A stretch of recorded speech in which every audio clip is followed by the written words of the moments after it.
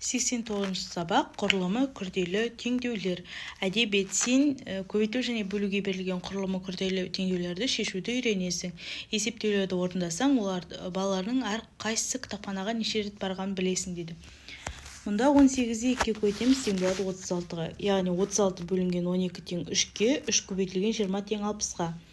360 бөлінген 6 тең 60-ға, 60-ты 20-ға бөлеміз 3, 3-ті 30-ға көбейтеміз 90. 360-ты бөлеміз 33-ке тең 120, 120-ны 60-ға бөлеміз тең 2, 2-ні 38-ге көбейтеміз 76. Келесі 280-ді бөлеміз 10-ға 28, 28-ді 2-ге бөлеміз 14, 14-ті 10-ға көбейтеміз 140.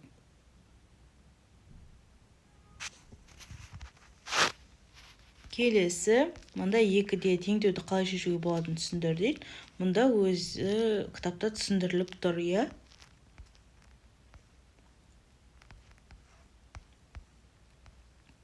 Үшінші есеп теңдеулерді шеш. Мұнда бізде 6 теңдеу берілген.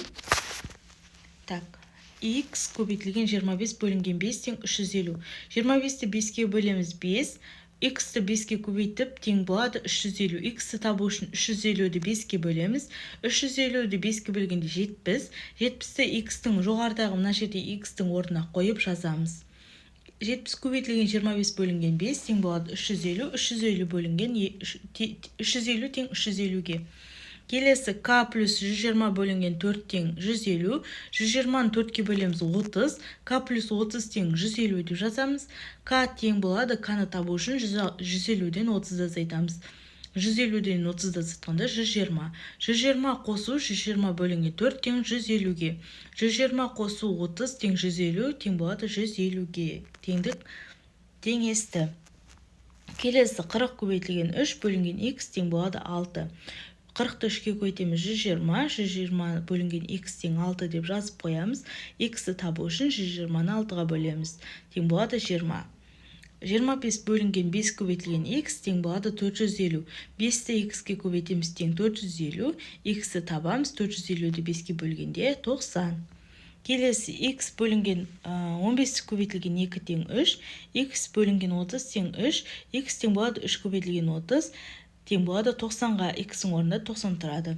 Келесі c көбейтілген 50 көбейтілген 2 тең 500. 50-ді 2-ге көбейткенде 100. Осынан табу үшін 500-ді 100-ге бөлеміз. Сонда 500-ді 100-ге бөлгенде 5-ке тең болады. Келесі есеп, төртінші есеп, жауаптарын сандықтан тап дейді. Мұнда қараңыздар. 12-ні 2-ге көбейткенде 24. Мінекей, жауабы бар, иә. 600-ді 300-ге бөлеміз. 2 жауабы бар. 140-ты 20-ға бөлеміз. 7 жауабы бар. 12-ні 4-ге көбейтеміз. 24 жауабы бар. 48 бөлінген 2 24 жауабы бар. Так. 12-ні 4-ге көбейткенде 48 болады. Мен 24-ті байқамай белгілеп жіберіппін. Қазір 12-ні 4-ге көбейткенде. Міне 12-ні 4-ге көбейткенде 48. 48-ді 2-ге бөлеміз 24. 7-ні 12-ге көбейтеміз 84. Жауабы бар.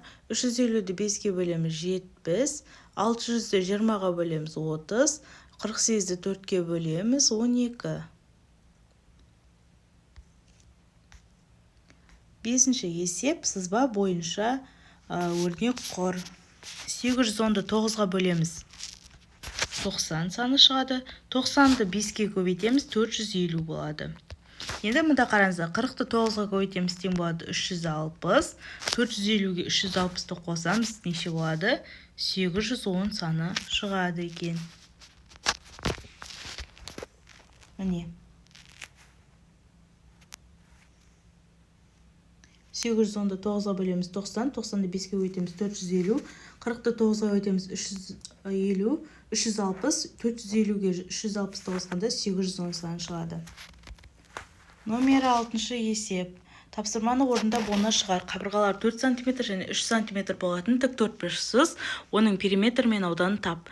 Қабырғалар 4 см және 3 см болатын тік төртбұрышсыздық, мінекей.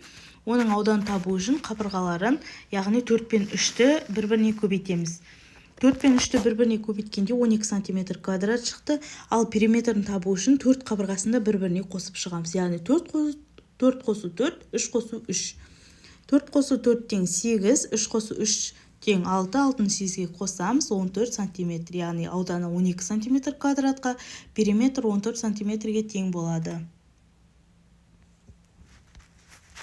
Келесі есеп, 7-ші есеп, бос орындарды толтыр.